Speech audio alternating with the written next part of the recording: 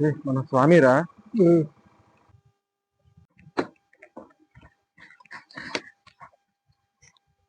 ఓం నమ శివాయ. ఓం నమ శివాయ.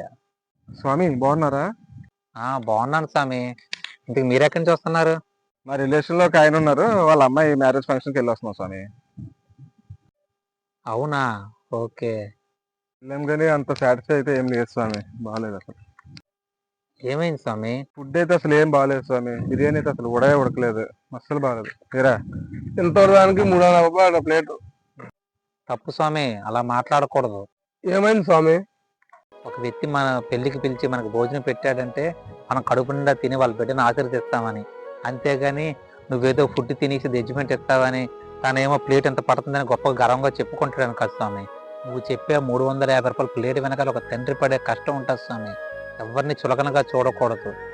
తన్నే కాదు, ఏ తల్లిదండ్రులు కూడా చులకనగా చూడకూడదు, ముఖ్యంగా ఆడపిల్ల తండ్రిని. ఎందుకంటే ఒక తండ్రి తన ఆడపిల్లని వేరే ఇంటికి పంపిస్తున్నాడంటే ఆల్మోస్ట్ తన ప్రాణం పోతున్నట్టుగా ఫీల్ అవుతాడు స్వామి. అందుకే ఎప్పుడు అలా మాట్లాడకండి దయచేసి. సారీ స్వామి, క్షమించండి స్వామి. సరే సరే, ఉంటాను స్వామి. ప్రతి తండ్రి పడే మొదటి తపన తన కూతురి కోసం, ఆరాట పడేది తన చిన్నారి తల్లి కోసం. ప్రతి ఆడపిల్ల తండ్రికి జన్మనిచ్చే తల్లితో సమానం.